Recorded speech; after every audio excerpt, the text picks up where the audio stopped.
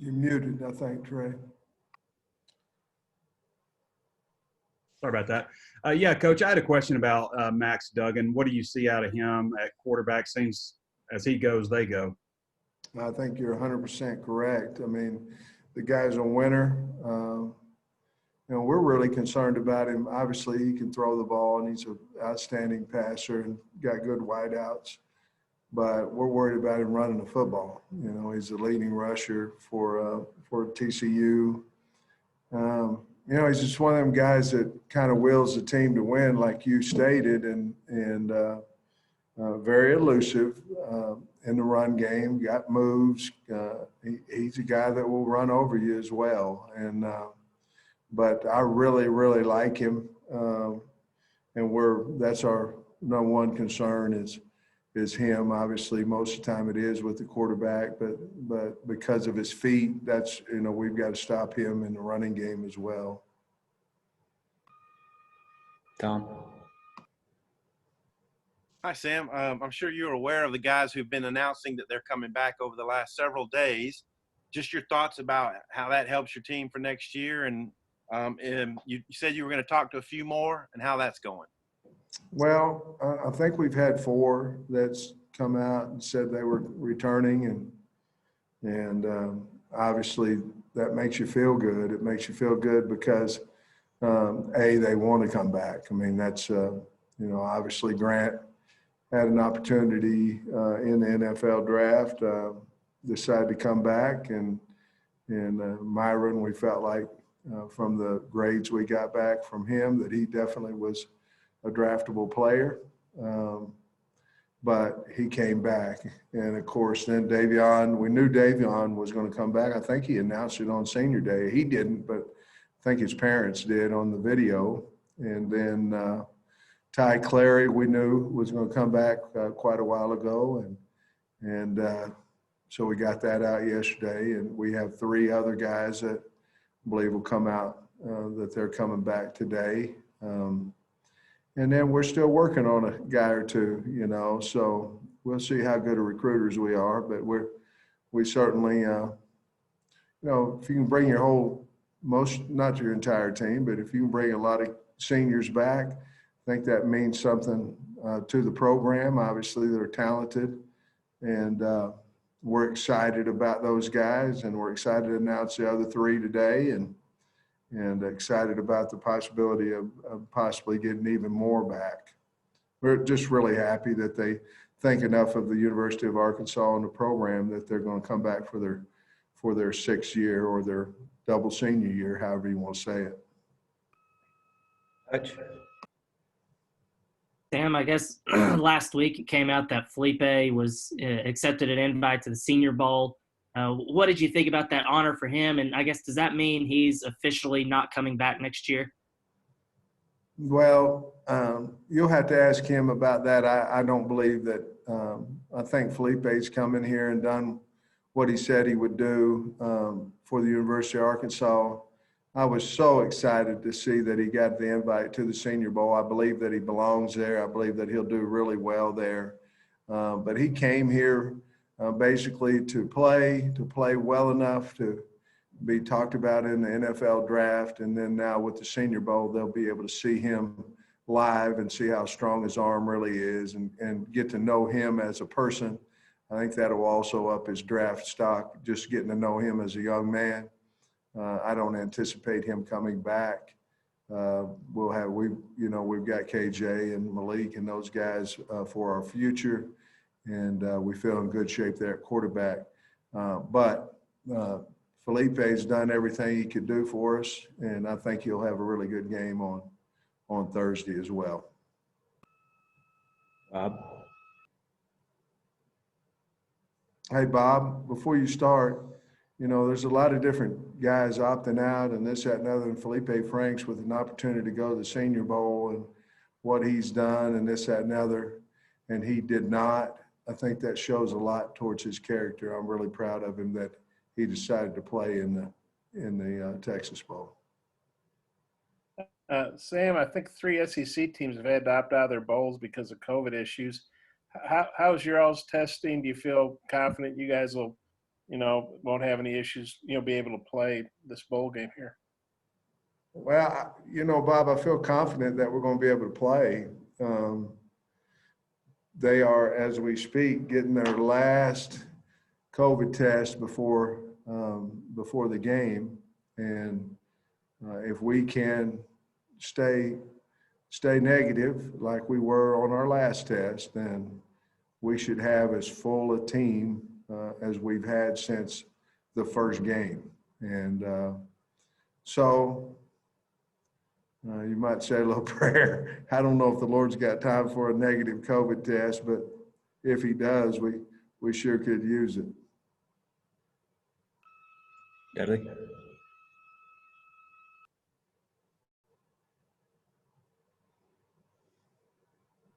Coach, after you get done with the bowl game, obviously you'll have, I think you said 10 early enrollees coming in.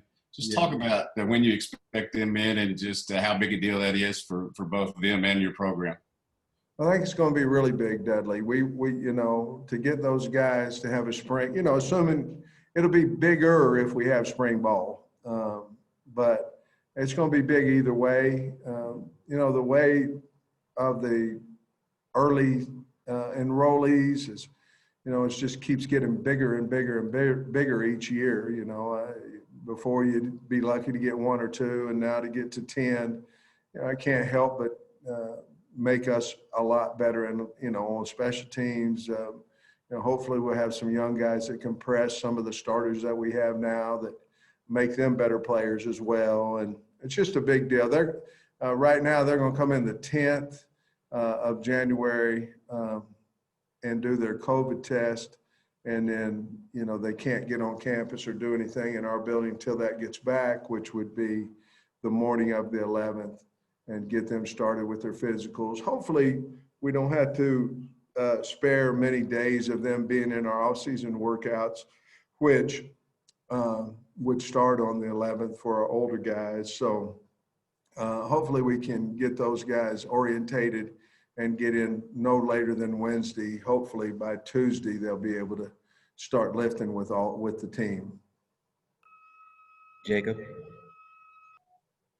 Hey, Sam. It's been such a crazy year to be a fan, obviously with limited attendance and, not being able to get full capacity at games.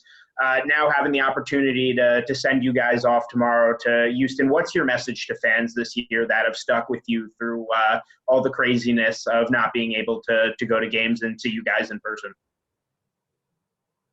Well, it's a two-way street on there, because our kids, they want the fans in the stadium as well. You know what I mean? So it's sort of like what we tell our kids, we have to deal with the situation, and we're proud of them, how hard they've played with the limited fans in the stadium. The same way with the fans, we're proud that they've supported us and have followed the Razorbacks, and hopefully are a little more excited about Arkansas football. And, I said it after the Mississippi State game, we finally gave our fans something to be, throw their chest out, and we want to do that more often. We obviously didn't win enough games this year, but we have a way to close out the season with a good note, and that's what we're trying to do. And we want to win for the fans, and we want to win for us as well. But, winning a bowl game gives you about 6-7 months of good feeling,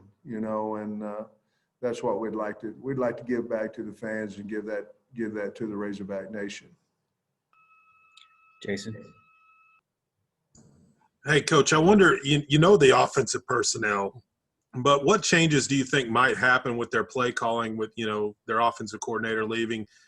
How do you adjust to that, or do you think there's going to be any changes at all with how they call a game on Thursday? I don't think so.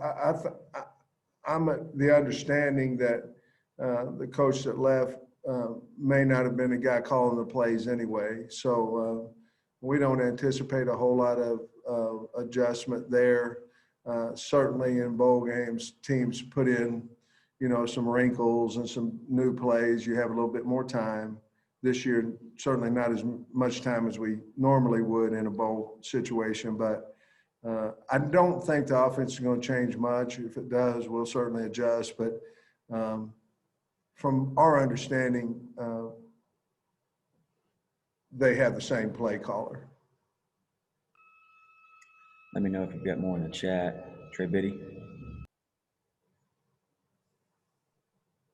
Yeah, Coach, I was curious with Clary. You said you've known Clary's coming back for a while, but with Cunningham also coming back, do you still plan to bring in two, ideally, transfers or offensive line recruits?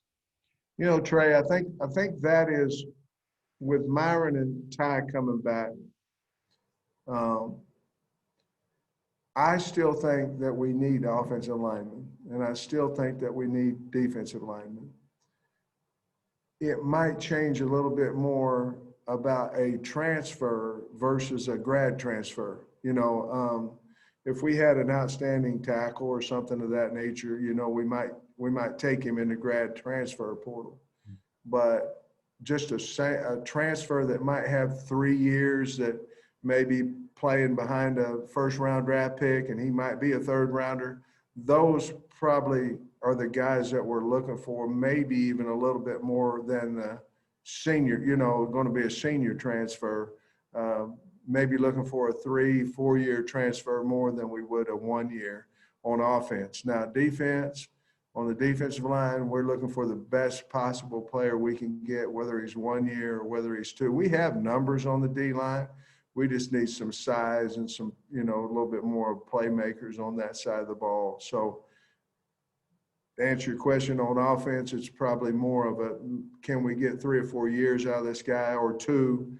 On defense, we would take immediate senior grad, looking at them kind of a little bit 2 different sets. But we would like to get 2 and 2 with Myron coming back. It could be 1 and 3, but we need some defensive linemen, and we need to get them bad.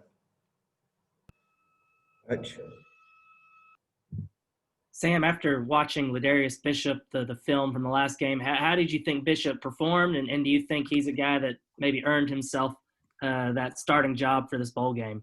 I thought he played well. I thought he was probably our best defensive player during the game at Alabama. And that's hard to do in your first start out there at corner. I think we found a home for him. I think he's going to be a really good corner for us. And obviously he has the speed to play out there. So we're really pleased with him. We'll obviously see what happens in the bowl game. But I do believe, you know, it's hard to find cover corners, and I think he could be a really good one. Tom?